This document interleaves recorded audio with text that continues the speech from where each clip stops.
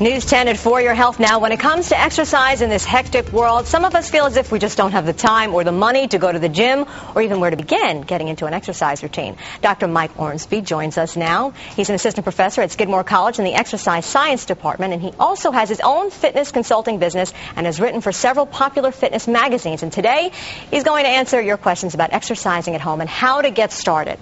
Thanks for being here, Dr. Ormsbee. Great, thank you for having me. First of all, how do you get started? What advice do you have for a beginner who wants to exercise at home? Well, when we're thinking about beginners and getting into a new program, the very first thing we need to consider is safety.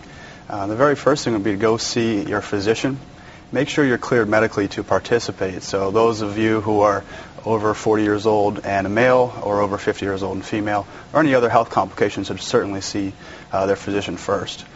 When you do get going, I would recommend starting seeing a professional.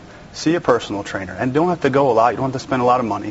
1 or 2 sessions might cost you $50 to $100. And that's not in the home? That's outside the home? That could be either. You Okay. could bring them into your home, and they can show you things that you can do so you're safe, and you're also having an effective workout. And after you have a few interactions, then you're free to go on your own and only check back in occasionally. And what are the kinds of things that you should have in your home to get started? I mean, do you need different types of equipment? Right, good question. We get this all the time, and I think the initial answer is no. We don't need anything. We need our body weight, we need a little enthusiasm, and Motivation? A little bit of sweat power. Yeah. And you can accomplish quite a bit without any equipment at all. You need a little creativity, though, around the home. Okay. You can do basic things like calisthenics, jumping jacks, sit-ups, Right. push-ups, right? The things that you would think of initially. However, if you're a little bit creative, if you have children at home, look what they do. They're very creative. They're jumping on things, they're skipping, they're hopping. I would challenge someone to follow their child around doing those identical exercises, and you're going to get a pretty good workout from it. And you might actually be more inspired to exercise if you're doing something along with your child. Exactly. And on top of that, you can do things like lifting soup cans. You can fill up bags and carry those around. For weights? You can walk up and down your staircase. Christine, there's a lot that people can do to get in shape at home. Even just sitting down in your chair and standing back up is a start. We just need to get more active. And you have a few things with you that perhaps after you've been doing it for a while, you might want to branch out? Sure. You could potentially get into some more complicated exercises, some more sport-specific training for those of you looking at that aspect, or just a little extra challenge. A few of the things we brought are the good old medicine ball, right? A little resistance can get you going quite a way. You can do all kinds of transition exercises. You can do things that are more functional.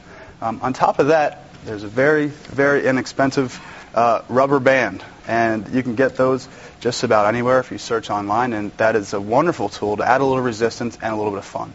But even outside of that, I would say do something you enjoy. Right? If you play basketball, or you used to, try to play. Try to have a little bit of fun with it, because if it's all regimented, your chances of sticking to it are probably a little bit less. And a couple of times a day, should you start out that way? And how long should you exercise for? Good question. According to the American College of Sports Medicine, we should exercise about 30 minutes most days of the week. Yeah. But they just came out with some new recommendations, well, I guess almost a year ago now, where you can do 3 days of vigorous activity, meaning you're sweating, you're having trouble carrying a conversation, and that's only 20 minutes 3 days a week.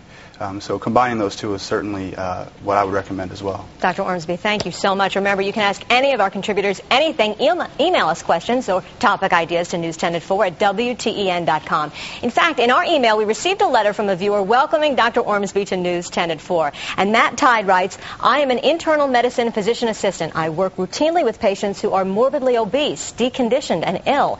And this is often the result of poor compliance with exercise and nutritional guidelines in today's media-driven society. It's great to see representation from exercise and nutrition professionals on news broadcasts.